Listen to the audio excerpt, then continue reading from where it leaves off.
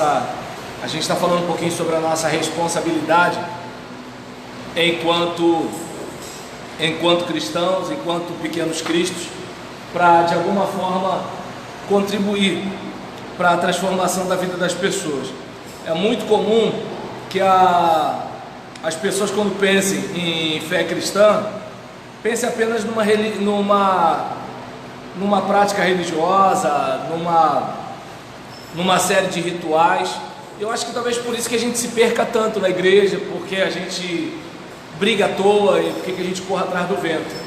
Porque no fundo, o que era para a gente ser era uma imitação de Jesus aqui na terra. Isso é o que era para a gente ser. E como falamos aqui, era para a reunião da igreja ser como se fosse um posto de gasolina. A gente vem e abastece e a nossa vida é lá fora. Só que na prática é como se a gente saísse de um planeta e mudasse para o planeta igreja. E aí a gente começa assim como no mundo, né? A gente disputa para ter posições no mercado, né? Eu quero ser doutor, eu quero ser patrão. Aí a gente aprende também que tem que ser cabeça na igreja, né? Então a gente quer isso, quer aquilo outro. E nessa brincadeira a gente vive numa disputa boba, né? E aí nessa disputa boba a gente acaba não cumprindo a missão, porque de repente você se torna um membro importante da igreja, mas não gera um filho espiritual. O que adianta? Aí você é o irmão, sabe tudo da igreja, mas assim, você não contribui para que as pessoas sejam salvas.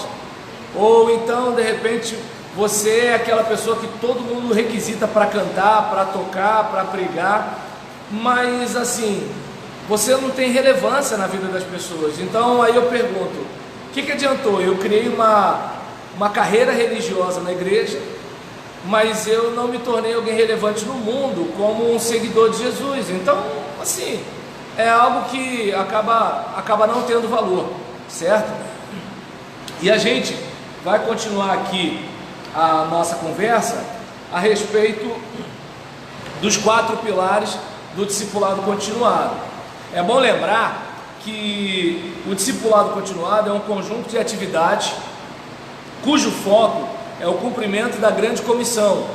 Eu não sei aqui quantos lembram do que a gente tem lá em Mateus 28, 19 e 20. Alguém lembra aí o que Jesus mandou a gente fazer? Lembra ou não lembra? Ide, fazer o que mais? Fazer discípulo. Pregar o evangelho foi Marco, mas está valendo, né? Então hoje você tá com crédito. E então é para a gente fazer discípulo, é para a gente ir, é para a gente fazer o que mais? Isso, porque acontece, você fez o discípulo, mas alguma coisa mais tem que continuar acontecendo. Batizar, lembra? Em nome do Pai, do Filho e do Espírito Santo. E além de batizar, ensinar a guardar. Ou seja, não é um trabalho que fica assim, vamos para a rua e vamos trazer o cara para a igreja. Não, porque vir para a igreja não quer dizer que ele vai ser salvo, só quer dizer que ele vai ter religião. Então, ou seja, você precisa ir e você precisa fazer um discípulo. E fazer discípulo não seu, mas fazer discípulo de tudo que Jesus ensinou, certo? E não basta só você, eu preguei o evangelho para ele e ele veio. Bacana, mas assim, vamos integrar a pessoa pelo batismo. Então é importante isso acontecer. Mas o discipulado continuado é um conjunto de atividades cujo foco é o cumprimento da grande comissão, motivado pelo grande mandamento. Alguém lembra o que é o grande mandamento quando perguntaram para Jesus? Amar a Deus. Exatamente. E se amar também, né, Rainha? Olha aí. Mas hoje tu está com desconto. Aí nesse caso, né? Então assim, observa bem. Se você não se ama, você não tem uma referência de amor ao outro. E se você não ama o outro, sua conversa de amor a Deus é conversa fiada. Então é importante a gente ter em mente que você pode falar um monte de coisa para Deus, Mas se você não ama o teu próximo, não está dizendo nada, certo? Então, a gente observa justamente aí a importância da valorização, né, da valorização do grande mandamento. Porque se nós observarmos bem, na nossa caminhada cristã, nós percebemos que o amor, ele está na palavra dos crentes. Mas se o amor está na vivência dos crentes, aí a gente já tem um pouco mais de dificuldade de encontrar. E quando eu falo isso, eu não estou falando de uma igreja local, eu não estou falando daqui, eu estou falando no geral que eu conheço de crente. Até os crentes que vão para a internet para pregar contra a igreja fria, muitas vezes estão deixando claro que eles não amam. Então, ia falar, irmã Celina?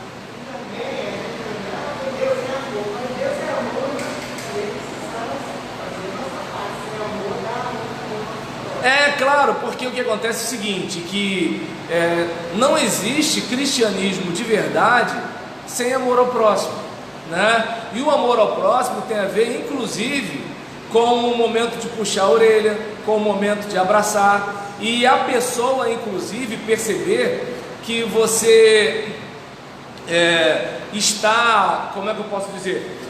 Você está sendo, inclusive, gentil com a outra pessoa. Porque se nós, por exemplo, observarmos, a questão de amar não tem a ver necessariamente com gostar e nem de você ficar enfurnado na casa da pessoa, mas a questão de você fazer o bem e querer o bem ao outro. Porque muitas vezes a gente está junto, mas não quer o bem. Às vezes a gente está junto, mas não faz o bem. É como, por exemplo, eu posso de repente estar numa reunião de oração, fazendo um pedido de oração pela vida do Carlos, quando eu estou contando todos os podres do Carlos na nossa reunião de oração. Aí quando eu faço um negócio desse, aparentemente eu sou espiritual, mas eu estou deixando claro que eu não tenho amor por ele. Por quê? Porque eu não faria isso com o meu pai, eu não faria isso com o meu filho, eu não faria isso com a minha esposa, eu não faria isso com os meus irmãos. Então ali a gente já percebe que eu sou religioso, a gente está num culto, a gente está orando, a gente está cantando, mas não há amor ali. Então quando a gente fala de amor, não estamos falando de sentir aquela coisa gostosa por alguém. A gente está falando aqui de algo prático. Quando a Bíblia fala amar o próximo, não está falando de sentimento, está falando de ação, de algo que você faz, independentemente se a pessoa lhe feriu, independentemente se a pessoa ela não gosta de você. Não estamos falando aqui de você chamar a pessoa para comer uma pizza, não é disso que a gente está falando. A gente está falando, por exemplo, não tem aqueles irmãozinhos leve trás? Tá sabendo, né? Você estava feliz da vida e ele conseguiu azedar o seu dia porque ele falou sobre o fulano que falou mal de você. Não edificou em nada você saber que o fulano falou mal de você, e aí? Né? Mas aí o que aconteceu? Ele foi, passou aquela informação para você. Agora você sabe, né, que o fulano fala mal de você, ou você ficou na neurose, porque você não tem prova, você só escutou. E aí nesse caso, você pode muito bem devolver, né? Você pode chegar. Eu lembro que uma vez eu estava presidindo a Associação Miletiense e uma pessoa chegou para mim e falou, né, que fulano de tal disse que eu não tinha visão. Em vez de eu ficar quieto, eu falei assim, mas fulano de tal falou isso, mas e isso. Depois quando eu desliguei o telefone, eu falei, seu burro. Primeiro que é o seguinte, você não sabe se o fulano falou. Primeiro, você não sabe. Segundo, mesmo que ele tenha falado, cachorro te morde, você vai morder o cachorro? Terceiro, quem traz leva. A pessoa veio para mim para falar que o outro falou de mim. Quem garante que ela não vai falar para o outro o que eu falei? E aí, quando eu olhei para aquilo, eu falei, eu perdi uma grande oportunidade de ser um cristão. Porque eu podia falar assim, realmente é verdade, eu tenho algumas dificuldades e tudo, bem que de repente eu poderia procurar o irmão fulano de tal, porque o irmão fulano de tal, ele poderia até me orientar, porque ele sabe tanta coisa, assim, eu poderia ter a chance de ter feito bem. Por que eu estou contando esse meu mole? Porque muitas vezes nós não começamos o problema, mas nós não vigiamos e aumentamos o problema. E tem aquelas pessoas que fazem a sétima coisa que o Senhor abomina. E o que acontece? Quando essas pessoas conseguem o intento delas, apesar de religiosas, sei lá, é como se elas tivessem feito um gol, né? E aí nessa brincadeira a coisa volta.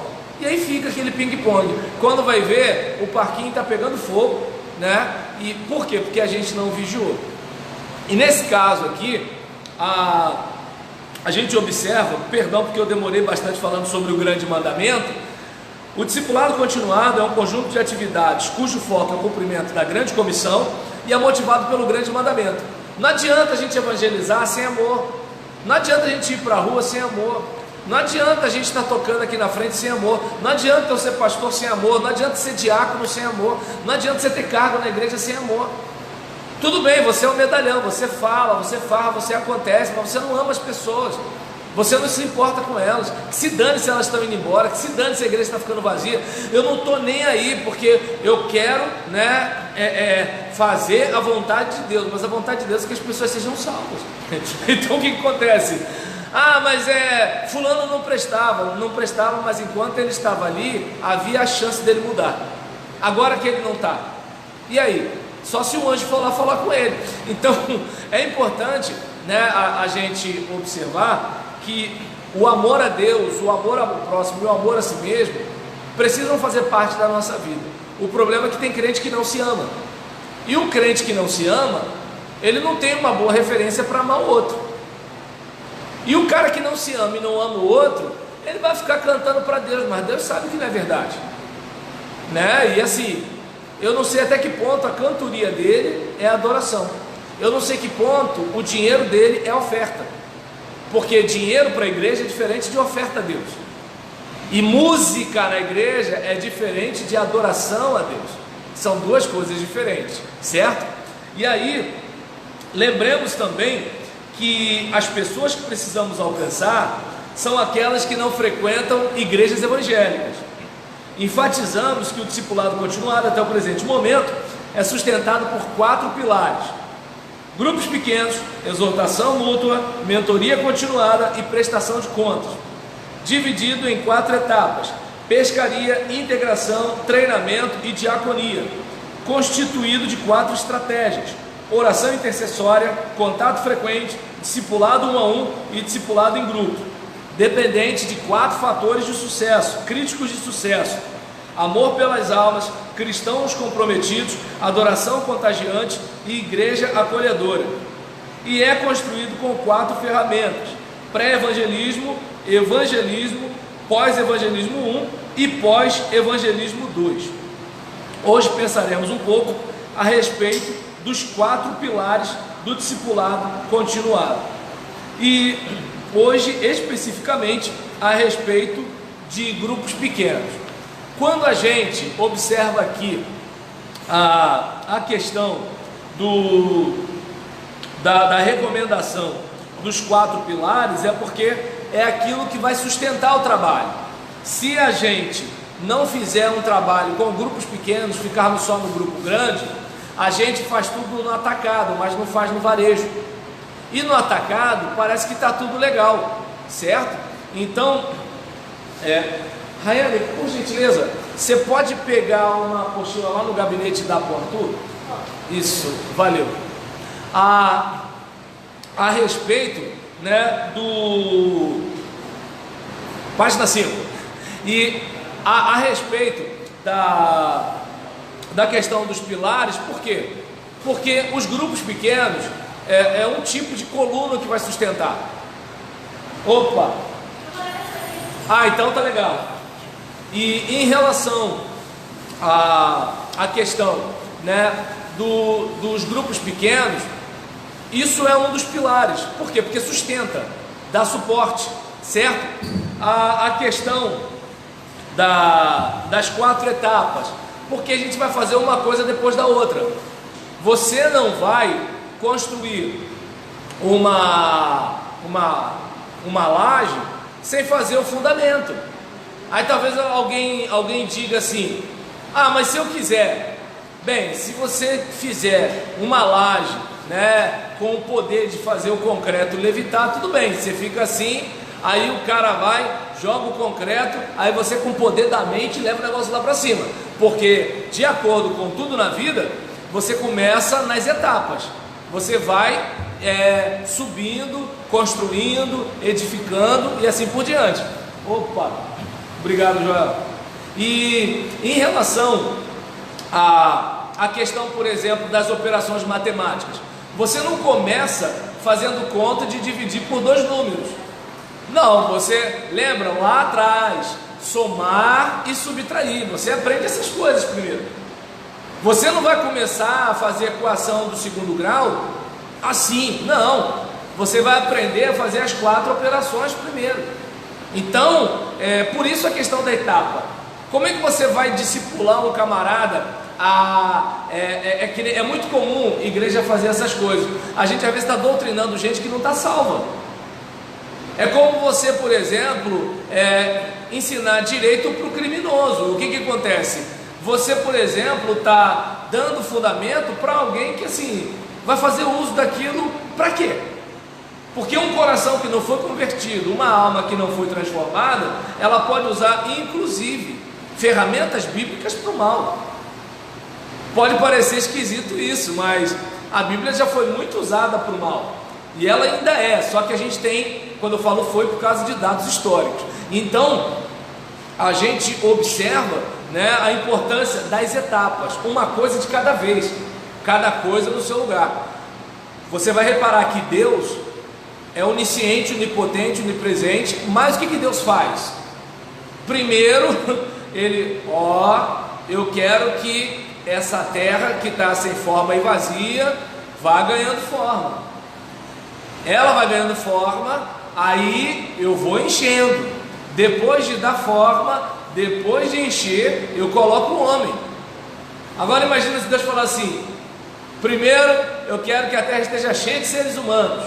E aí os seres humanos tudo flutuando, né? Porque não tem terra, entende? A gente está, né, daquele jeito. Então, ou seja, se Deus, que pode fazer qualquer coisa, Ele fez as coisas em etapas, o que acontece com a gente? Então a gente faz o quê? A gente traz a pessoa para a igreja, aí a gente força a pessoa a ir lá na frente, a gente acha que a pessoa ir lá na frente significa que ela se converteu, e aí às vezes o pastor desesperado para ter números, ele força a barra para a pessoa se batizar, e aí a pessoa se batiza, o crente velho já chega logo perto dele e fala o seguinte: agora você pode trabalhar. E aí nisso taca o cara no ministério qualquer da vida. O indivíduo não tem vivência cristã, ele não sabe o que é lidar com o crente mau, ele não sabe que existem falsos irmãos, ele não sabe que tem toda essa situação aí. E aí quando vai ver, daqui a pouco esse cara saiu da igreja porque ele achou que a igreja era uma mentira, e não é verdade. Só que a igreja tem vários elementos que a Bíblia não esconde, mas às vezes a gente faz um trabalho de marketing para o camarada vir para Jesus. Você vai vir para Jesus e seus problemas vão acabar. Você vai ter 2 carros, 2 casas, 2 geladeiras. Você vai ser empresário, você vai ser cabeça, certo? Então se você botou 10% do seu salário aqui, tudo vai dar certo, né? Ou seja, se você administrar mal os 90%, relaxa, porque aqui você botou 10%, tudo vai fluir. E aí quando o camarada vê que não é bem assim que a banda toca, ele fala o quê? Todo pregador é mentiroso. Então observa bem a importância das etapas, a questão das estratégias. Legal, você, por exemplo, entrou na luta, você quer combater o seu oponente, mas espera aí, vamos lá, vamos pegar numa questão de futebol. O Brasil é cheio de baixinho, a Europa é cheia de gente alta, então você tem que aprender jogadas aéreas para jogar com esses caras. Se você, por exemplo, vai para uma luta de MMA e o seu oponente luta bastante jiu-jitsu e você já é melhor na trocação, no golpe traumático, chute, soco e assim por diante, você tem que fazer de tudo para ele não te levar para o chão, porque se ele te levar para o chão, você não sai. Então, ou seja, Se você não for estratégico, ah, mas a minha estratégia é Jesus. E Jesus não era estratégico? Jesus podia morrer desde o início do seu ministério, mas ele sempre escapava da morte. Quando chegou na hora, pode levar. Então Jesus, ele não era eu sou Deus, eu faço o que eu quiser e não, ele foi estratégico. Não conta para ninguém agora, porque agora não é a hora, entende? Então quando ele vai para o céu, ele fala assim: agora vamos, agora vocês contem para todo mundo. Então você percebe que muitas vezes nós somos bem intencionados, mas não somos estratégicos. Lembra do que eu falei do telefonema da pessoa que me contou da outra que falou mal de mim? Eu não fui estratégico. Eu poderia, por exemplo, escutar tudo que a pessoa tinha para dizer, e de repente, depois de escutar tudo, eu ia começar a ver a rodada do pé do malandro, porque tem isso. Todo mundo faz alguma coisa por um motivo, certo? Então você faz algo, você tem algo em mente. Eu faço tudo para Deus sem interesse. Não, peraí, quando você dobra o seu joelho para orar, você tem interesse sim. Quando você lê a Bíblia, você tem interesse sim. Todo mundo tem interesse. Você não se consagra sem interesse, você tem interesse. O problema é que a palavra interesse é uma palavra que a gente coloca num ponto pejorativo, mas interesse todo mundo tem. E o interesse é um combustível contra o cansaço, certo? Quer ver uma coisa interessante? Eu falei isso na semana passada. Você chega para o seu filho e fala assim: fulano, vai varrer o quintal. Mãe, não estou bem não, estou meio cansado, estou meio fraco. Aí vem os colegas no portão e falam assim: fulano, só falta um para a gente ter a pelada aqui na rua, bora? É estranho, né? Mas a doença sai, o demônio sai e o cara vai, entende? Fica bonzinho. Por quê? Interesse. Quando a gente tem interesse, é um negócio incrível. É que nem, por exemplo, até que ponto, quer ver uma coisa interessante? As pessoas têm interesse em ver a igreja cheia de gente, mas eu pergunto, elas têm interesse em ver as pessoas transformadas? Aí é um pouco mais puxado, porque você tem que cuidar, você tem que fazer alguma coisa. Igreja cheia não, promete alguma coisa, diz alguma coisa, vou chamar geral, vamos lá para minha igreja, de lá a gente vai para Parmeia, hein? Beleza? Formou? Tranquilo, entende? Se o pregador usar o medo, a culpa e a ganância, é fácil conseguir pessoas, porque quem não quer uma promessa de vencer alguma aflição da vida? Nesse mundo violento, quem não quer ter a sensação do Salmo 91, 0800? Todo mundo quer. Então o pregador, vamos prometer. E se não acontecer? Você que não teve fé. Entende como é que é o negócio? A questão da culpa, você, hein? Porque se você for pegar esse caminho, quem aqui não tem culpa? Quem aqui não tem alguma coisa que assim, poxa, eu queria fazer diferente no passado? Imagina, todo mundo aqui, se for expulsar um demônio e o endemoniado olhar com aquela cara assim: eu sei o que você fez no verão passado. Todo mundo tem alguma dívida, gente. A questão é a convicção do perdão de Cristo, mas todo mundo tem alguma coisa. Então se o pregador pegar esse caminho, ele acerta, com certeza ele acerta. Ele só não acerta aquele indivíduo que se acha, mas o indivíduo normal, porque o que se acha, ele entende que todo mundo está errado na igreja, menos ele, né? E detalhe, ele só é criticado porque as pessoas não conseguem lidar com a virtude que ele tem. Mas agora, os seres humanos normais, né, eles sentem culpa. E a ganância, né, gente? Promete. Quer ver uma coisa? Período eleitoral, se os políticos eles forem honestos e não prometerem, fica difícil. Então ele tem que prometer algumas coisas, mesmo sabendo que não vai cumprir. Se você chegar e falar assim: olha, o caixa da prefeitura está assim, então a gente vai ter que cobrar mais imposto, a gente vai ter que chegar nos que tem mais dinheiro e não sei o que lá, aí começa a complicar. Então você faz o que? Vai dar tudo certo, tudo vai fluir. Vota em mim que sua vida vai melhorar, entende? Então, quando você pega essa questão, muita gente vem. Mas a pergunta que a gente faz é a seguinte: É isso, essa é a proposta do Evangelho. O que a gente faz quando o mundo tereis aflições?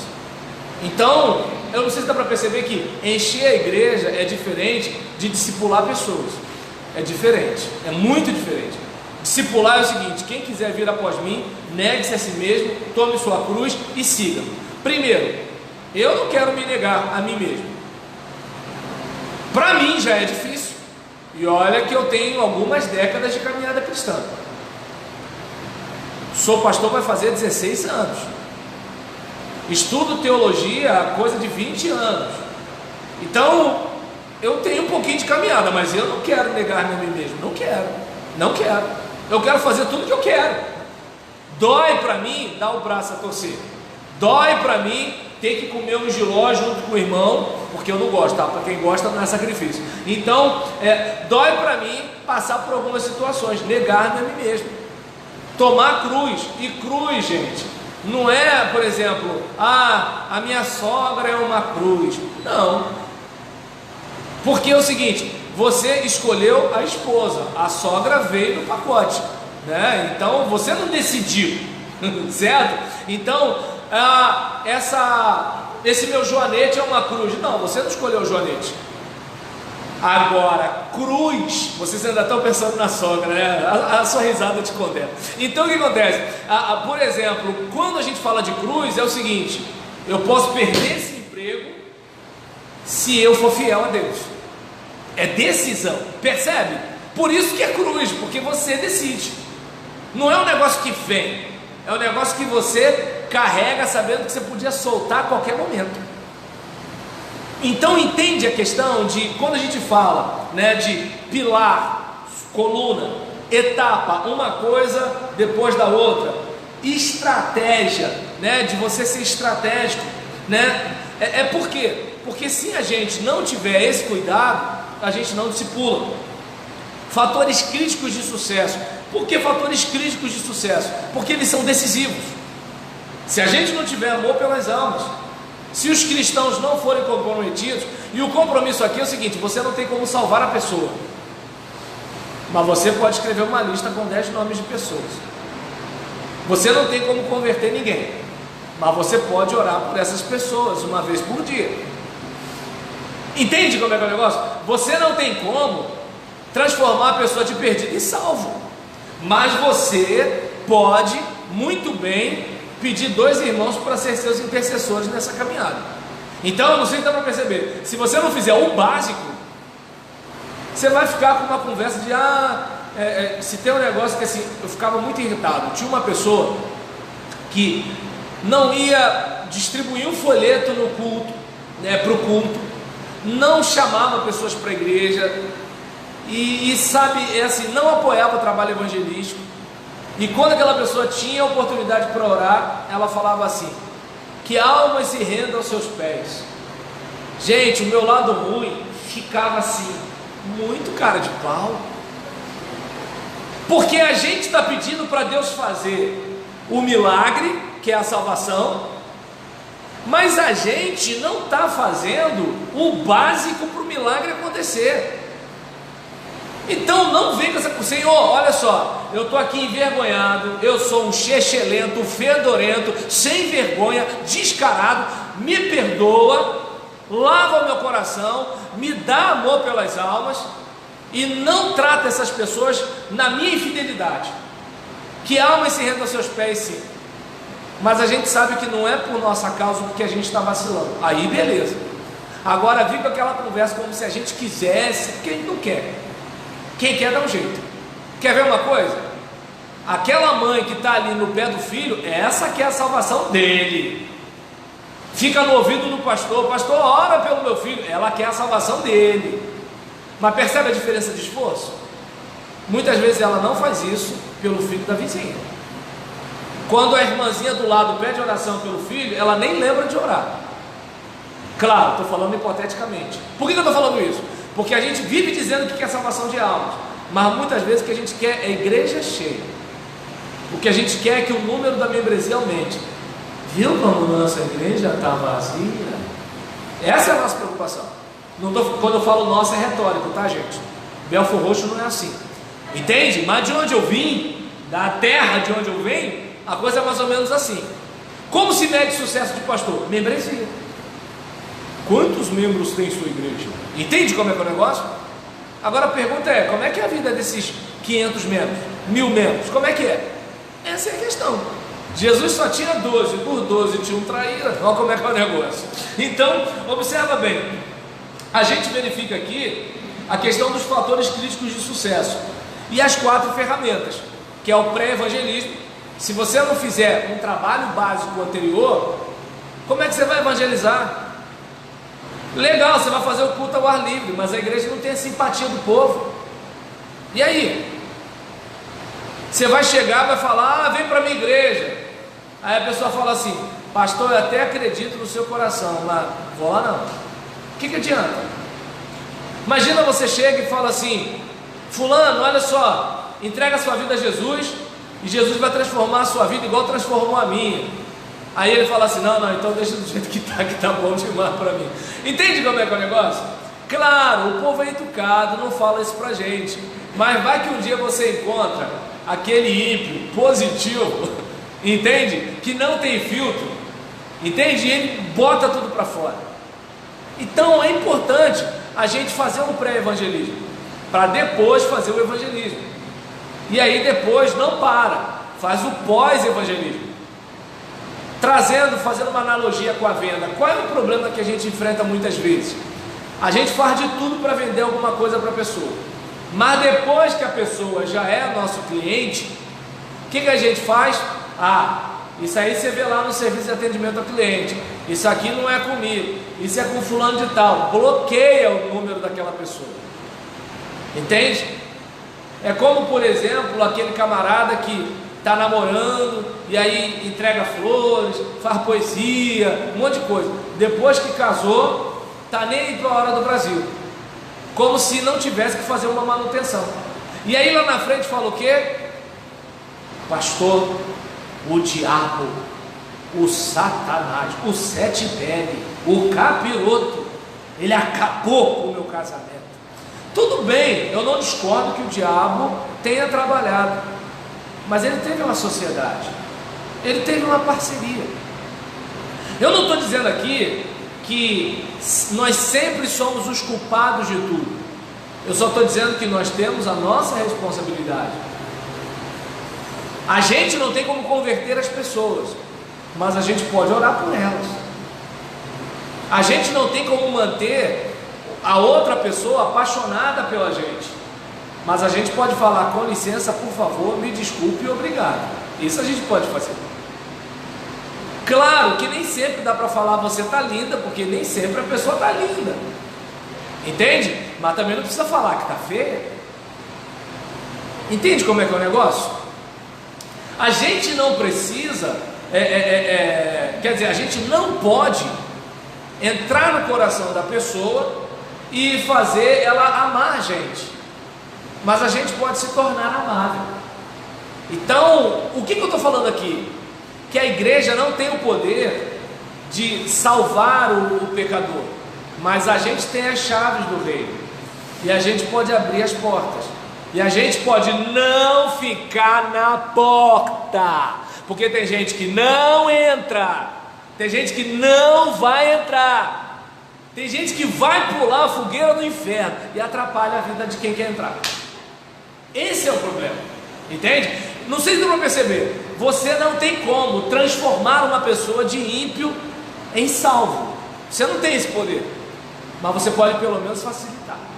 Isso você pode fazer, certo? Porque manipular só vai fazer o cara ser membro de igreja. A gente não está falando disso, a gente está falando de gente convertida. Na manipulação é mole, gente, é mole. E o cara pode ser um baita de um obreiro, ímpio, pode ser um excelente seminarista, não convertido, pode ser um pastor fenomenal, ou como diria o intelectual, fenomenal. Ele pode ser isso tudo e ir para o inferno. Não adianta isso. O que a gente quer é povoar o céu, é isso que a gente quer, né? E aí a gente, por exemplo, e fica tranquila, Rayane, que a gente vai dar conta dos slides em relação a essa questão das ferramentas. E dentro dos 4 pilares, a gente vai se deter aqui nos grupos pequenos, porque os 4 pilares são grupos pequenos, exortação mútua, mentoria continuada e prestação de contas. Quanto à questão da exortação mútua, é porque é o seguinte: ninguém sabe tanto que não precisa aprender, ninguém sabe tão pouco que não possa ensinar. O fato de eu ser pastor não significa que eu não tenho algo para aprender com você, e o fato de você ter mais estudo do que eu não significa que você não tem nada para aprender comigo. O problema da gente é a vaidade. Por causa da nossa vaidade, da nossa arrogância, da nossa prepotência, da nossa soberba, do nosso orgulho, a gente deixa de crescer. Ah, o irmão fulano só tem o primário. Tá, mas ele sabe alguma coisa que você não sabe. Se ele é mais velho que você, ele chegou a uma idade que você não chegou, então você já poderia respeitá-lo. Se ele tem mais tempo de casado que você, ele sabe como chegar ao tempo que ele chegou, e você não tem. Então, às vezes, ele não tem o doutorado que você tem. Às vezes ele não conhece a teologia que você conhece, mas em alguma coisa fulano é melhor do que você. Esse período de pandemia, quanto pastor que era contra a internet ficou na mão de adolescente? Ou era isso, ou era não se conectar com o bairro e com os membros da igreja. Entende? Todo mundo sabe alguma coisa que alguém não sabe. E quanto à questão da mentoria continuada, é porque todos nós precisamos de cuidado até o fim. E prestação de contas. Cara, como é que está você? O problema é que a gente tem uma mentalidade que nem a ovelha quer prestar contas ao pastor. Quem ele pensa que é? Se a ovelha tem dificuldade de prestar contas ao pastor, como é que é para um irmão prestar contas ao outro, de bater um papo? Cara, preciso de ajuda, meu casamento não está legal. E aí? Eu lembro que eu estava aconselhando uma pessoa que estava tendo problema com pornografia, e eu cheguei para ela e falei assim: a parte complicada é que a gente não tem alguém às vezes para pedir ajuda, porque você vai pedir ajuda e você vira o quê? Pedido de oração. E aí nesse caso, o que acontece? Eu falei: liga para uma pessoa e ora com ela, né? E fala para ela: ora comigo, mesmo que você não entre em detalhes. E à medida que essa pessoa compartilha fraqueza com você, aí sim você compartilha com ela. Porque nisso que ela compartilhou, ela sabe o peso que é alguém contar. Agora, já viu aquela pessoa? Eu fico muito ligado nisso. Aquela pessoa que só escuta você, ela nunca fala nada. Eu tenho dificuldade com gente que não tem defeito, e que ou conta defeito do outro, ou fica te fazendo um monte de pergunta para saber da sua vida. Porque eu já vi isso. Passa o tempo, ela joga tudo. É triste isso. Eu lembro de uma vez que uma pessoa dessa chegou para mim: ah, fulano de tal. Eu falei: eu já sei, estou acompanhando. Isso é problema de gabinete e não era para você ter falado isso. Mas no momento de fragilidade a pessoa confiou na outra. Então a prestação de contas ela é importante, mas por causa de gente assim, que quer ter poder de informação, muita gente não confia mais em ninguém. Só que ninguém cresce sozinho, você vai ter que confiar em alguém. Ah, e se falar mal de mim? Ué, fazer o que, né? Pelo menos você foi o crente da história. Grupos pequenos, agora sim. Atos 2,46, está aí na apostila, vamos ler todos juntos? Todos os dias continuavam a reunir-se no pátio do templo, partiam o pão em suas casas e juntos participavam das refeições com alegria e sinceridade de coração. Então todos os dias se reuniam no pátio do templo, geral, povão, e partiam o pão em suas casas. Aí já é um grupo menor, e juntos participavam das refeições. Lembra quando eu falei sobre oferta na semana passada e falei sobre a questão da mentalidade de avareza e da generosidade? O avarento, ele tem aquela ideia, né, de que assim, olha, o que é meu e o que é seu pode ser meu também. Mas agora o generoso, olha, o que é meu pode ser seu, né? Então enquanto o que é seu pode ser meu, o outro que é meu pode ser seu. E aqui a igreja ela era desse jeito. Um compartilhava com o outro, e nisso que um compartilhava com o outro, havia o que? Alegria e sinceridade de coração. Não sei você, mas eu percebo hoje que muitos crentes não têm mais a alegria de se reunir com outros crentes, porque tem dificuldade de acreditar que aquele outro crente é um irmão. Ah, mas isso não justifica, tal, tudo bem, não justifica, mas explica. O que a gente pode fazer? A gente pode pelo menos começar a mudar. E como diria aquele hino antigo, minha pequena luz eu vou deixar brilhar, de modo que alguns irmãos não percam esperança. Eu escrevi um livro chamado Diácono Gente Boa, e eu fiz uma dedicatória a uma diaconisa. E essa diaconisa realmente assim, gente, de coração, caramba, muito 10 comigo mesmo. Até hoje ela manda mensagem para a Gisélia, o meu filho, né, ele toma um medicamento que ele precisa tomar desde os 6 meses de idade. E ela, olha, se o Roberlanzinho, né, ela chama de Roberlanzinho, se o Roberlanzinho estiver precisando de remédio e não tiver como, entre em contato comigo, irmã Gisélia. Ou seja, eu não sou mais o pastor dela, a gente não tem mais vínculo. Só para vocês terem uma ideia, eu estou aqui e essa diaconisa preocupada comigo, conversando com a Gisélia. Por que eu estou falando isso? Porque eu já conheci uma pá de diácono que juntando tudo não dava metade de mim. E o que acontece? Toda vez que eu vejo um diácono desse tipo, eu não perco a esperança no diaconato. Por quê? Por causa de diáconos com D maiúsculos que eu conheci. Quando eu penso em desacreditar de ministério pastoral, eu lembro dos pastores que eu conheci. Então você percebe que o tipo de crente que você pode renovar a esperança de alguém que não acredita mais na igreja. Entendeu como é que é o negócio? Porque a gente vai tomando tanto golpe da vida que a gente desacredita. Mas quando você vê às vezes 1, 2, 3, você fala, opa, de repente, né, é como por exemplo, irmão, eu sou o único que chama o Antônio de Carlos aqui, né? Então, por exemplo, o irmão Carlos falando sobre ele ter pouco tempo de membresia de igreja. Aí onde a gente observa o seguinte, tudo bem, ele pode ser novo, ele pode ser um só, mas a caminhada dele lá fora pode fazer alguém acreditar nessa igreja aqui. Deu para entender?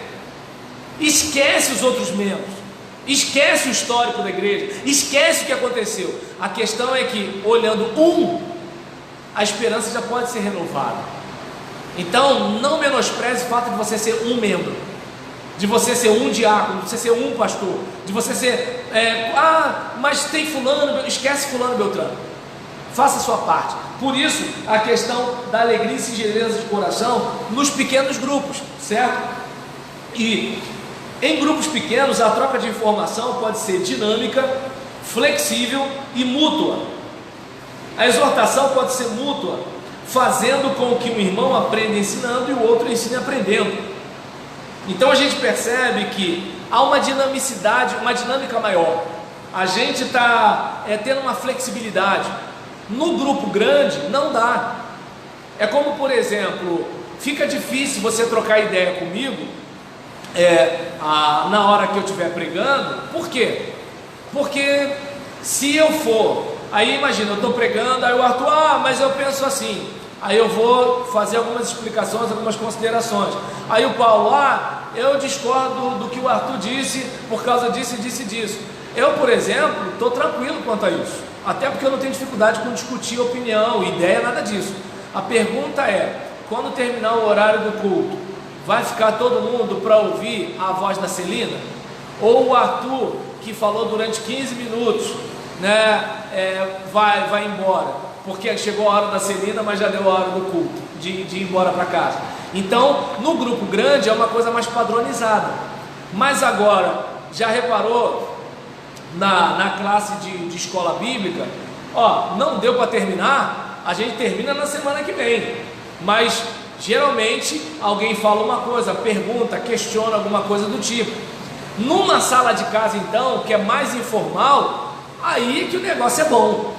Entende? Então eu não sei se dá para perceber que o grupo pequeno ele tem essa vantagem.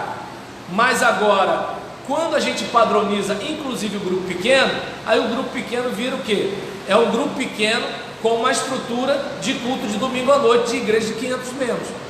Tem toda uma liturgia e aí quando vai ver não é mais grupo pequeno. Então é um tipo de coisa, né, para a gente pensar. Geografia, laço de relacionamento, sexo e faixa etária são elementos importantíssimos para a formação de um grupo pequeno. Bem, Geografia, preferencialmente alguém perto. Casa, família, escola, trabalho, rua, etc. Então, pensa bem, é perto da sua casa? É da sua família? É da sua escola, trabalho? É gente que você vê com frequência? Beleza. Agora, se não for, gente, vai chegar uma hora que primeiro que vem o desânimo, né? Acontece um monte de coisa, e quando você está perto, fica mais difícil a pessoa escapar. Fica mais difícil. É mais fácil você ficar ali, ó, colando perto de alguém que você está vendo com frequência, certo? Então, ao iniciar o grupo pequeno, deve-se considerar a proximidade entre os componentes, ou a facilidade de locomoção. Por exemplo, eu estou a alguns quilômetros daqui, mas com o carro, para mim é mais fácil. Quando eu pego o Automóvel Clube e a Joaquim da Costa Lima, aí eu coloco até o cinto, porque fica difícil, não dá para, né, você ter um pouco de medo. Mas o que acontece? Rapidinho você chega, certo? Agora, se é uma pessoa vindo de onde eu moro, de ônibus, já vai ter um pouco mais de trabalho. Se for de bicicleta, mais ainda. Se for a pé, então, vai chegar uma hora que vem o desânimo, certo? Então, geralmente, mais perto é mais jogo. Se é família, você se reúne sempre, é mais jogo. Se é colega de escola, pô, vamos nos reunir, nem que seja na porta da escola, porque talvez, eu fui de uma escola que a gente fazia, mas a direção veio e proibiu, certo? Não tinha nem canto, era só leitura bíblica e bate-papo. Se a gente estivesse contando piada, se fosse falando, né, de alguma outra coisa, mas assim, como todo mundo sabia que o assunto era religioso, aí teve uma reclamação. Então, nesse caso, sexo e faixa etária, preferencialmente alguém do mesmo sexo e de idade próxima. Eu sei que está chegando o dia que esse negócio de falar do mesmo sexo também vai ser um perigo, mas agora, em relação a essa situação, a questão, né, de você evitar constrangimento, evitar algumas dificuldades, certo? Porque às vezes você vai à casa de uma pessoa e pode dar alguns comentários desnecessários, certo? Ah, mas não tem nada a ver. Ah, mas a irmã fulana podia ser minha mãe, mas hoje em dia esse negócio de a fulana podia ser minha mãe, não está valendo muita coisa não. Então o que acontece? Ah, mas não tem nada a ver, nós crescemos juntos, né? Ela é esposa do meu amigo. Ainda assim é bom a gente ter cuidado, né? Prudência e caldo de galinha não faz mal a ninguém, né? Eu, por exemplo, na minha ex-igreja, a gente tinha um gabinete que não era bem um gabinete, né? Era uma casa que ficava nos fundos da igreja do zelador, e aí foi aproveitado para o pastor atender as pessoas. Só que a janela, né, ela tinha algumas rachaduras, a porta e tudo tal. Então, às vezes estava atendendo alguém no gabinete e alguém parava para beber água ali perto. Eu sempre achava estranho alguém ter sede na hora que eu estava conversando com alguém. E aí, nesse caso, eu falei, gente, a gente tem que ver isso. Pastor, a gente vai fazer o gabinete então. Eu falei, tem como, em vez de ser lá nos fundos do templo, ser lá na frente? Ah, pastor, mas nada a ver. Pode, já que estão me perguntando, pode atender, pode ser lá na frente? E tem possibilidade de ter uma parede de vidro e uma porta com visibilidade? Mas que isso, está exagerando. A porta, claro, de entrada era de madeira e madeira maciça, mas a outra... Aí talvez alguém diga, mas por que isso tudo? Como eu disse, cuidado e canja de galinha não faz mal a ninguém. Por dois motivos. Primeiro, uma pessoa pode falar alguma coisa, eu posso entender errado. Eu posso entender errado e amarrar o Satanás. Mas eu posso entender errado e não amarrar o Satanás. Ou amarrar hoje e não amarrar no dia seguinte.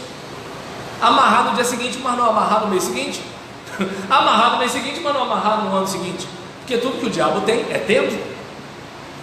Mas de repente, não fui eu que entendi errado, a mensagem foi certa. E aí de repente eu não correspondi à mensagem, e a pessoa com raiva inventou. E se a pessoa inventar, nego me bate, me chama disso, me chama daquilo, né? Se for menor de idade eu posso ser até preso. E depois lá na frente, não era. Mas depois disso, só Deus sabe o que já aconteceu comigo, né? Então, aí talvez alguém diga, mas pastor, um gabinete fez você viajar disso tudo? O homem prudente vê o mal e se esconde. Se você puder evangelizar e discipular alguém do mesmo sexo, né, com alguém do seu lado, melhor. Se não tiver, não custa nada remarcar a visita. Não custa nada você ter esse cuidado. Ah, você está indo lá, tá bom. Tudo bem, o marido dela ia chegar lá, encontrar você sozinho com ela e não ia pensar nada. Mas ainda assim, o marido pode não pensar, mas e o vizinho do marido? E a vizinha do marido? E o testemunho da igreja? Eu não sei se dá para perceber. Não estou dizendo que todo mundo faz as coisas com má intenção. Só estou dizendo que a gente tem que ter cuidado. Só isso, certo? E aí, a gente até falou sobre a questão, né, de se for mais de dois, permite-se flexibilidade, mas ainda assim é bom ter cuidado. Laços de relacionamento, preferencialmente alguém de sua área de influência, familiares, colegas de trabalho, da mesma escola, faculdade, vizinhos, pessoas com quem nos vemos mais, gente que a gente vai ter conexão. Isso facilita a frequência e o encontro. Nós precisamos transformar as coisas fáceis em difíceis e as coisas difíceis em fáceis. A gente sabe que é fácil a pessoa desanimar, então a gente tem que dificultar o desânimo.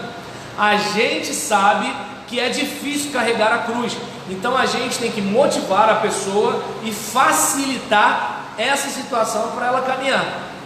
Não vou muito longe. Vamos observar a quantidade de gente que nós tínhamos domingo passado. Olha hoje. A gente tem 4 meses de encontro, irmãos. Então percebe como motivação é como se fosse um músculo. Você vai empurrar o carro, mas vai chegar uma hora que você vai cansar. Ah, tá leve. Vai ter uma hora que a sua coxa vai sentir. Então você precisa prever essas coisas. Ah, mas somos de Deus. Somos humanos. Quando fala que uma mulher é mulher de Deus, a gente não exclui o mulher da parada. Quando fala que o homem é homem de Deus, significa que ele ainda é homem, embora seja de Deus.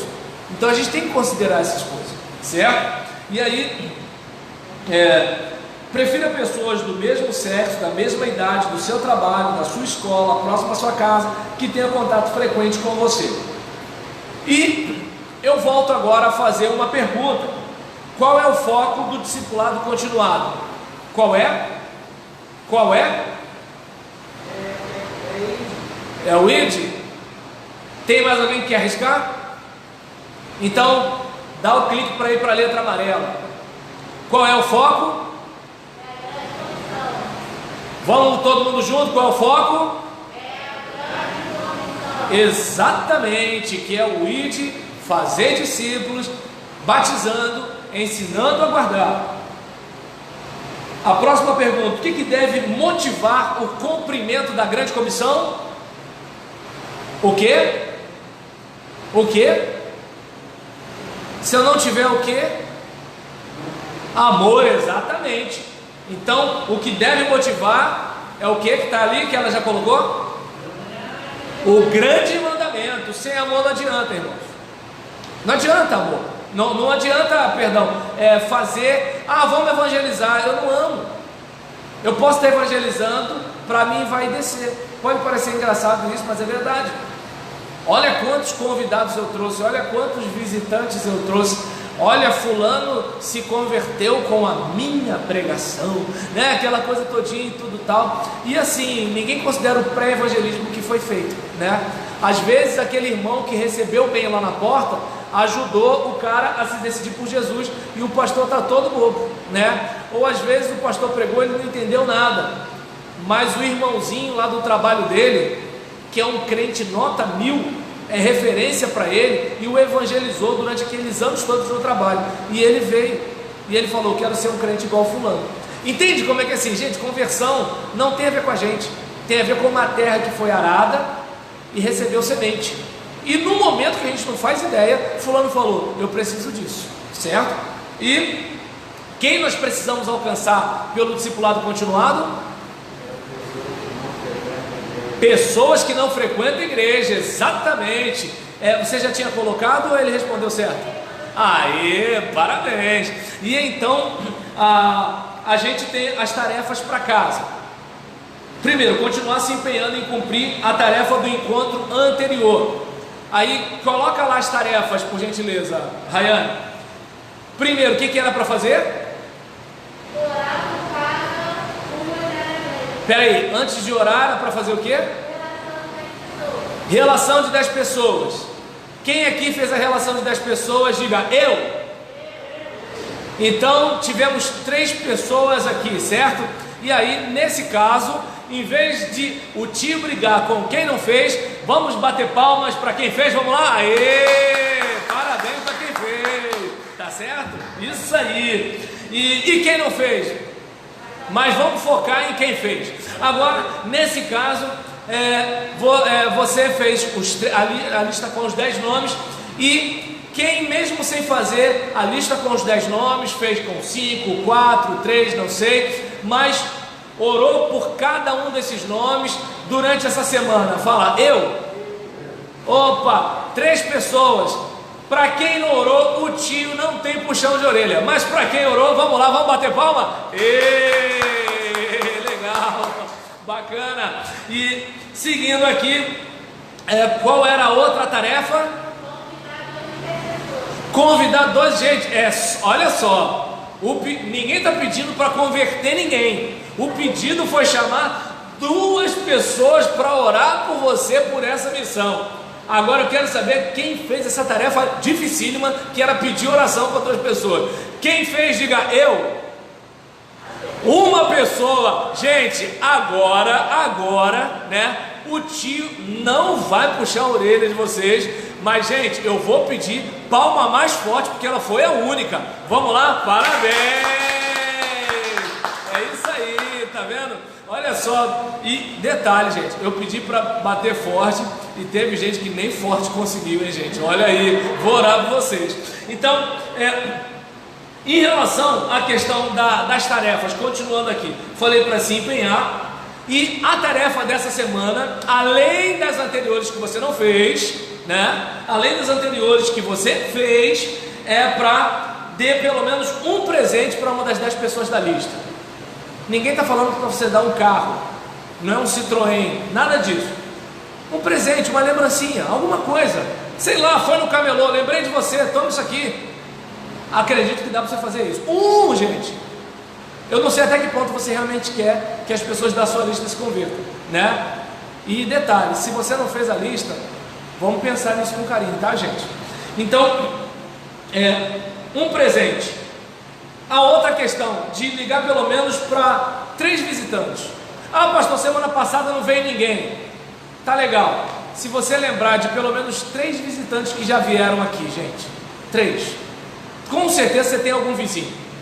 Pelo menos assim, eu já vi aqui colegas da Rebeca, já vi vizinho da Celina, né? Então assim, eu já vi visitantes nos nossos cultos aqui à noite, que se eu posso mandar uma mensagem, quanto mais você que é amigo da pessoa, certo?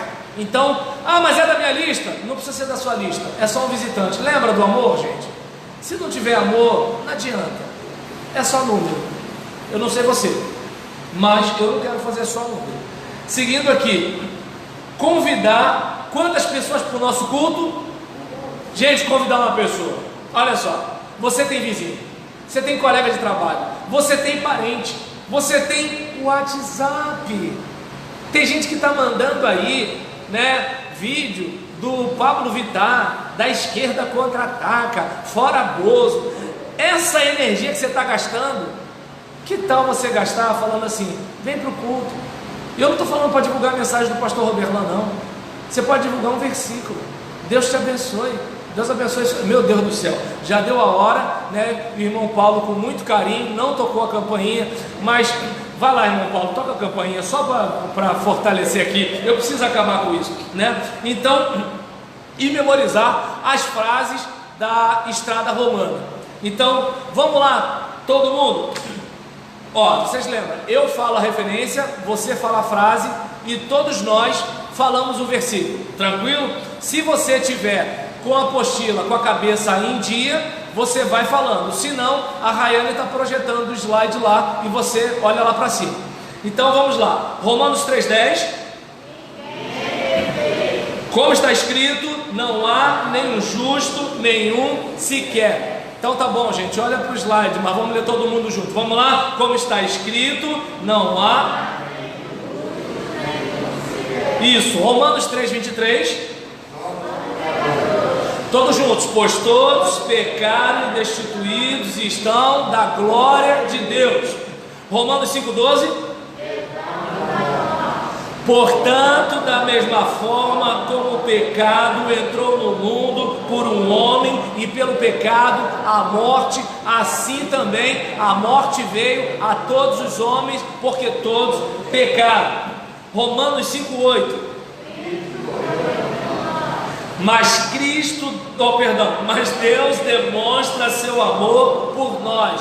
Cristo morreu. Amém. Pode parecer que eu testei você, mas não, eu esqueci mesmo. Então, nesse caso, podia não contar, né, gente? Assim vocês iam me admirar. Seguindo aqui, Romanos 6:23. Pois o salário do pecado é mas o dom gratuito de Deus é em nosso. Amém. Romanos 10:13. O que fazer? Porque todo aquele que invocar o nome do Senhor será. Romanos 10, versículo 9 e 10. Como fazer? Se você confessar com a sua boca que Jesus é Senhor e crer em seu coração que Deus o ressuscitou dentre os mortos, será salvo. Pois com o coração se crê para a justiça e com a boca se confessa para a salvação. E aí o último slide tem aquela pergunta. Você pode pegar essa pergunta e fazer para a pessoa que está aí perto de você?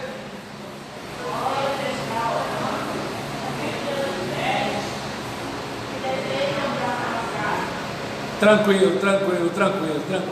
Então, vamos lá, gente, com perseverança e paciência, e que nós paremos para pensar até que ponto nós realmente queremos que a nossa igreja aumente, não apenas em número, mas em pessoas convertidas, e que a gente possa olhar para as nossas próprias ações e nos autoavaliarmos, e não necessariamente precisarmos ouvir a avaliação do pastor, a cajadada do pastor, a cobrança do pastor. Que você mesmo possa fazer um autoexame. Amém? Querido Deus, muito obrigado por essa manhã. Ajuda-nos a olharmos para nós mesmos e que possamos, focados na Tua Palavra, olharmos para esse mundo em trevas e alcançarmos pessoas para o Teu reino. É a oração que fazemos em nome de Jesus. Amém.